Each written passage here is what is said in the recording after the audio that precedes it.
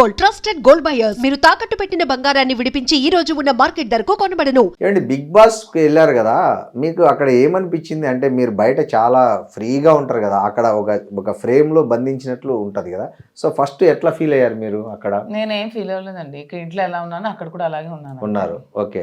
So మీ అక్కడ గొడవ, కిచెన్లో గొడవ అంతా బాగా వైరల్ అయ్యాయి కదా. ఇప్పుడు బయటకు వచ్చి చూసుకుంటే ఏమనిపించింది మీకు జనరల్గా? అంటే అరే ఏంది ఇట్లా అనుకున్నారా? లేకపోతే ఎందుకు అసలు అనుకో, రిగ్రెట్స్ నా లైఫ్లో ఎప్పుడు ఉండవు. ఎందుకంటే నేను ఎప్పుడు నా అలాగే ఉంటాను కాబట్టి మళ్ళీ బ్యాక్ చూసుకొని ఇలా చేశాను అలా చేశాను నేను ఎప్పుడు కూడా ఫీల్ అవ్వను. నేను ఎలా ఉన్నానో అలాగే ఉన్నాను అంతే. నాగార్జున గారు మీకు ఒక చిన్న స్వీట్ వార్నింగ్ ఇచ్చారు, అప్పుడే ఎట్లా ఏమనిపించింది మీకు? నా మంచి కోసం చెప్పారనిపించింది. తప్పే ఉంది, అతను ఏదైనా మంచిగా చెప్పారు కదా. సో అంతే. సో ఇంకొద్ది రోజులు కంటిన్యూ అయితే బాగుండని ఎప్పుడైనా అనిపించింది? అసలు నేను రావాలనుకున్నాను, వచ్చేస్తాను, కంటిన్యూ అవ్వాలని అనుకోలేదు. ఓకే. మీరు ఎక్స్పెక్ట్ చేశారు వైల్డ్ కార్డ్ ఎంట్రీ ఉంటుంది మీదని? అంటే దానికి ఎక్స్పెక్ట్ చేయడం ఏంటి, నాకు ఒక 6 months నుంచి మమ్మల్ని కలుస్తున్నారు, రమ్మని పిలుస్తున్నారు. సీజన్ ప్రారంభంలో స్టార్టింగ్ వెళ్ళలేదు. ఓ సో మీకు సోషల్ మీడియాలో ట్రోలింగ్స్ ఇలా కలిసి వచ్చాయి అనుకోవచ్చా? మిమ్మల్ని చాలా టాలెంట్ నిలబెట్టింది అనుకోవాలి. ట్రోల్స్ ఎందుకు కలిసి వస్తాయి? చాలా మంది ట్రోల్స్ గురవుతున్నారు, అందరూ రాదు కదా. మనలో ఉన్న టాలెంట్, మనలో ఉన్న నిజాయితీ మనకి ఎప్పుడు పొలిటికల్ గా బిజినెస్ పరంగా మాకున్న బ్యాక్గ్రౌండ్ బట్టి ఒక ఎంటర్ప్రెన్యూర్ గా పిలిచారని మేము అనుకుంటున్నాం. ఎవడో చేతగాని వాళ్ళు, అర్హత లేని వాళ్ళు, అవకాశం రానోళ్ళు, ప్రయత్నించిన స్థాయి రానోళ్ళు ఏదో విమర్శిస్తారు. ఇప్పుడు మాదిరి ఉన్నారు. రాజకీయంగా ఒకవైపు తన పాత్ర పోషిస్తుంటుంది నా కోసం. ఎలాగంటే రోజుకు 50 మందికి 100 మందికి భోజనాలు, సహాయ సహకారాలు, రోజుకు నెలకు 3 లక్షలైనా సరే పేద ప్రజల కోసం మా సంపాదనలో చేయటం. ట్రస్ట్ ద్వారానా లేకపోతే? మా ట్రస్ట్ కూడా ఉంది, తయారవుతుంది, మా పేరుని పంపిస్తాం. అవన్నీ తన దగ్గరుండి ఆ బాధ్యతలు వహిస్తుంది. అలాగే ఎంటర్ప్రెన్యూర్గా కూడా ఒక 100 మంది ఆమె జీతాలు ఇస్తూ బ్రతుకుతున్నారు. అక్కడ ఇంట్లోను టెక్కల్లోను అంతా కలిపి 100 మందికి జీతాలు ఇస్తున్నారు. ఇవన్నీ కారణాలు బిగ్ బాస్కి రావడానికి. అంతేగాని ట్రోల్ అయినంత మాత్రం ట్రోల్ చాలా మందికి అవుతుంది. ట్రోలర్స్ ఎంతో మంది జీవితాలు రోడ్డున పడేవాళ్ళ జీవితాలు, చంపేసిన వాడు, చంపబడిన వాళ్ళు, ఎన్నో రకాల కథలతో మనం సోషల్ మీడియాలో చూస్తున్నాం. అందరూ బిగ్ బాస్లోకి రావట్లేదు. ఒక క్రెడిబిలిటీ ఉండాలి, ఒక దమ్ము ఉండాలి, వాయిస్ ఉండాలి. ఆ వాయిస్ ఎదుర్కొన్నారు, అవి చూసారు వాళ్ళు. ఏ సమాజంలో ఒక నిర్ణయం తీసుకున్నాం మేము, ఆ నిర్ణయం సమాజం దృష్ట్యా తప్పవచ్చు, తప్పైనా మాకు తప్పలేదు. ఆ తప్పలేని నిర్ణయాన్ని తీసుకుని ఎలా ముందుకు వెళ్తున్నాం అన్నది మా రోల్. ఇప్పుడు షర్ట్ ఇప్పితే అందరికీ మచ్చలు ఉంటాయి. నేను షర్ట్ ఇప్పి చూపించాను, ప్రతి ఒక్కడికి ఉన్న మచ్చలను దాచేసుకుంటారు. అబ్బాబే నేను శ్రీరామచంద్రుడు అంతుంటే చెప్తాడు, స్వర్గం నుంచి దిగొచ్చినట్టు చెప్తాడు. త్రేతాయుగంలో శ్రీరామచంద్రమూర్తి ఒక్క సీతాదేవితోనే అంకితమైనటువంటి మహానుభావుడు. శ్రీరామచంద్రమూర్తి తర్వాత ఇన్ని 4 లక్షల సంవత్సరాల్లో మరో మగాడిని చూపించండి, ఎవడంత నిజాయితీ వాడు ఉన్నాడు. కానీ మీరు ఇదే విషయం మీద ఒకసారి పవన్ కళ్యాణ్ విషయం మీద సాక్షి టీవీ డిబేట్లో ఒక మాట అన్నారు. పవన్ కళ్యాణ్ తప్పు చేస్తున్నాడు, భార్యను వండుకొని ఇంకా ఇట్లా వేరే స్త్రీల వైపు చూడడం తప్పు. హిందూ మతంలో ఒక ధర్మం ఉంది, ఒక ఆచారం ఉంది, ఒక పద్ధతి ఉంది అని. సో మీకు ఈ సిచ్యుయేషన్ అలా వచ్చినప్పుడు ఎట్లా ఫీల్ అయ్యారు? ఆ మాట అంటే నేను అప్పుడున్న పరిస్థితులను బట్టి, మా కొన్ని డైరెక్షన్స్ బట్టి ఆ రకంగా మాట్లాడాల్సి వచ్చింది. కానీ ఆయనకున్న పరిస్థితులు, ఆయనకున్న ఇబ్బందులు నేను చాలాసార్లు చెప్పాను. ఆ రకంగా నేను అప్పుడు మాట్లాడకపోవాల్సిందే. ఈ రోజుల్లో ఎవరికి లేదు. ఇప్పుడు నేనే అన్నాను కదా, రెండో శ్రీరామచంద్రమూర్తి లేడు కదా, ఉంటే అతనికి సాష్టాంగ ప్రణామం చేస్తాం. మనం ఉన్నదాన్ని అడ్జస్ట్మెంట్ చేసుకొని, సర్దుబాటు చేసుకొని, ప్రజలకి తన వాళ్ళకి నష్టం లేకుండా, ఇంకొకరికి నష్టం లేకుండా, ఇంకొకరి కన్నీటికి కారణం కాకుండా అందరితో సమర్థించుకొని వెళ్తే ప్రజలు అంగీకరిస్తారు. నేను ఈ విషయాన్ని ప్రజలకు తెలియజేయకముందు 95% దువ్వాడ శ్రీని ఇంత నీచుడు అనేవారు.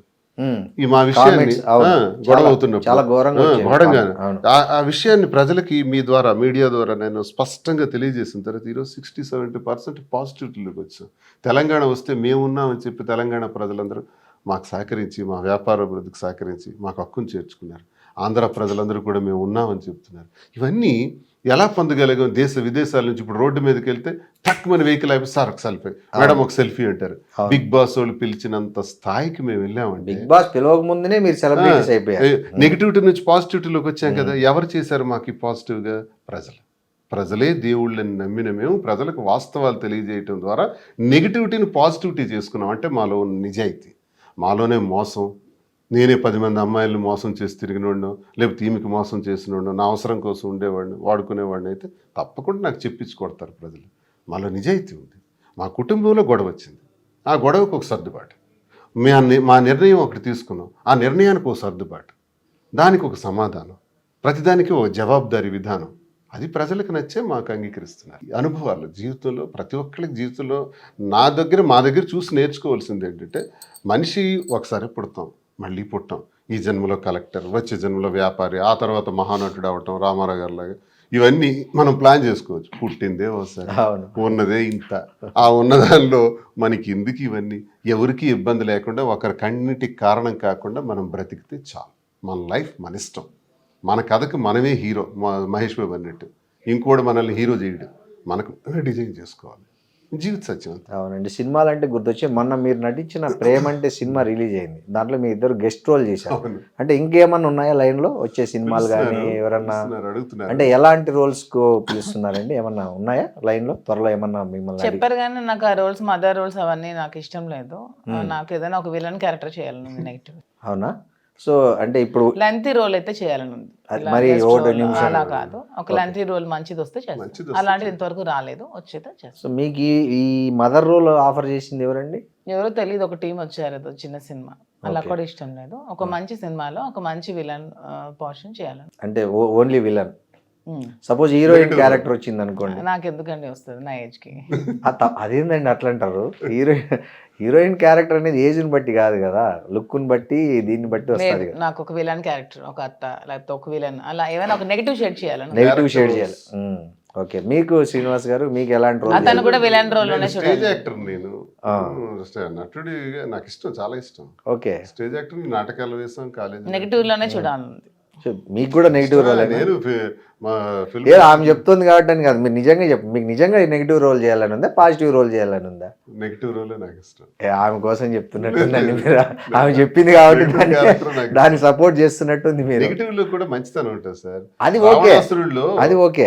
రావణాసురుడు కావచ్చు, దుర్యోధనుడు కావచ్చు, హిరణ్యకశిపుడు కావచ్చు, చాలా మంది. దుర్యోధనుడి దగ్గర ఉన్న గొప్ప లక్షణాలు, రాజుకున్న లక్షణాలు ధర్మరాజుకు లేవు, అందుకే అడవులు పాలైన. కరెక్ట్. రాజుకి వ్యసనాల పట్ల వ్యామోహం ఉండకూడదు. వ్యసనం లేనివాడు దుర్యోధనుడు, కాబట్టి రాజ్యాధికారం త్యజించే వరకు ఉన్నాడు. రాజ్యాధికారం చెయ్యాలి అనుకున్న ధర్మరాజు అడవులు పాలయ్యాడు బికాస్ ఆఫ్ జూదం అతను నాశనం చేసింది. జూదాన్ని ఆపుకోలేకపోయాడు. రాజ్యాన్ని, పాండవుల్ని, అన్నదమ్ముల్ని, భార్యని అందరినీ కోల్పోయాడు. 37th బర్త్డేకి మీ సర్ప్రైజ్ గిఫ్ట్ ఏంటండి తనకి? నాకు నేను కార్ కొనిచ్చారు, ఫార్చునర్ కార్ ఇచ్చారా? ఓ నైస్, వెరీ నైస్. మీరు ఊహించారా? అంటే మీకు చెప్పకుండా చేశారా లేకపోతే? చెప్పకుండా సర్ప్రైజ్. అంటే కొనాలని ఈ డేట్కి కొన్నామని, కానీ మాకు రోజు ఉంటుంటాయి కొనుక్కోళ్ళు ఇవి, అలా వెళ్తుంటాం, ఏదో కావాలంటే కొంటుంటాం.